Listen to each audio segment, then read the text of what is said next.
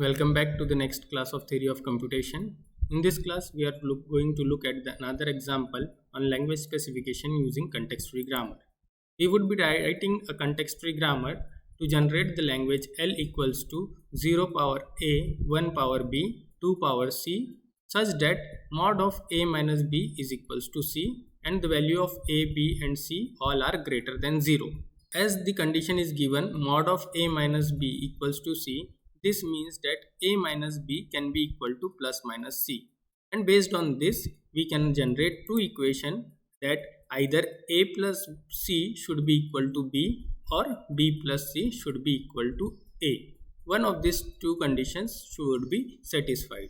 This indicates that the string that would be generated by the given grammar or the language would be having B number of ones, and this B would be equal to the sum of number of zeros and number of twos. This is stated by the condition A plus C equals to B, that says that the number of ones would be equal to the sum of number of zeros and the number of twos. Such an example we have considered in the previous lecture itself, right? So the same kind of productions would be here for 0, 1 and 2, right? The other condition says that the number of zeros should be followed by number of ones, which should again be followed by number of twos, but the total number of zeros should be equal to the total number of 1 and 2 together, right? So this says that B plus C equals to A. That means the total number of zeros should be equal to the number of ones plus the number of twos, right? So we would be writing the production for these two conditions separately, and then later we would be merging them. So the strings that would be generated by the given language would be like this: 0, 1, 1, 2. Here the number of ones are equal to the number of zeros plus number of twos, right? The first condition. The second example is 0, 0, 1, 2. So this satisfies the second condition, that is number of zeros are equal to the sum of total number of ones and number of twos, right? Third string is here 0, 0, 1, 1, 1, 2. So this is according to the first condition, that is the number of ones are equal to the sum of total number of zeros plus total number of twos. So we would be writing the production rules for satisfying the first condition, and then we would be writing the production rule for satisfying the second condition, and then we would try to merge them together. So for satisfying the first condition, we have already seen an example in the previous class. So we would be writing a production as derives to AB. A and B are non-terminals, and now this A would be responsible for generating a number of zeros followed by a number of ones, and then B would be responsible for generating C number of ones followed by C number of twos. So the number of 1 would be equal to number of zeros plus number of twos, that is A plus C. So A would be generating 0, A, 1 and 0, 1. Here we have written 0, 1 instead of epsilon because the value of A, B and C should be greater than 0. Similarly, for B, it would be generating number of ones followed by equal number of twos. So we write a production B derives to 1, B, 2.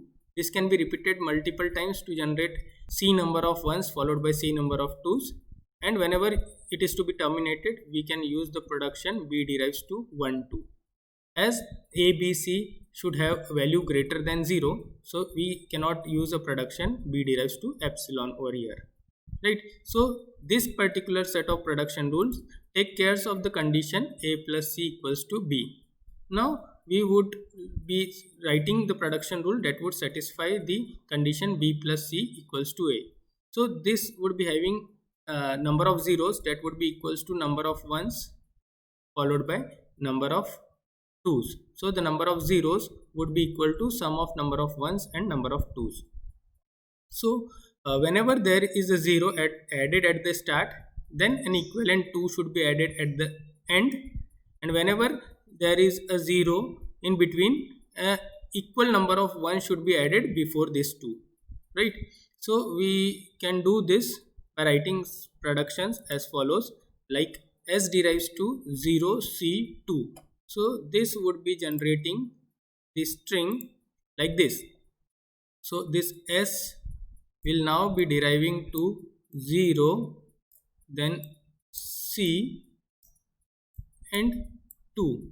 So now you can add any number of zeros. Equal number of 2's will always be added at the end. So we can repeat this string as S derives to 0 C2. So we have already started with 0, right? So there should be at least 0, 1 0 1 1 and 1 2. So this would be 0 C2. To repeat this n number of time, we can add a production like that would add a 0 C2 any number of times. So this would be 0 C2, right? And whenever you want to start the 1, so now there should be a 0 added over here and an equivalent 1 should be added at the in between, right? So there should be production that would be producing 0 1. So that the number of zeros would be equal to the total number of 2's and 1's. But this should be able to repeat it because there can be more 0 or more 1's. So there should be another non-terminal that could be used, for example D over here, and then this D can generate any number of zeros followed by any number of 1's in between, right? So like we can repeat this same thing. So that it would add a 0 at the start and equivalent 1 at the end, and then this can be repeated any number of times. Whenever you want to terminate, at that time you can directly replace this D with 0 1. So the string that would be produced will be 0 0 0 0 0 followed by 1 1 1 2 2. So the total number of zeros would be equal to the sum of total number of 1's and total number of 2's, and always zeros will be followed by 1 and 1 will be followed by 2. We can write this as a production. So first production would be S derives to 0 C2. Then this C can generate any number of 0 2, 0 at the start and 2 at the end. And then whenever you want to terminate, it would be like it would be adding a 0 and 1. So we write a rule for C as 0 D1. And whenever you want to end, that is if there is only 1 1, so you can use the rule 0 1 also.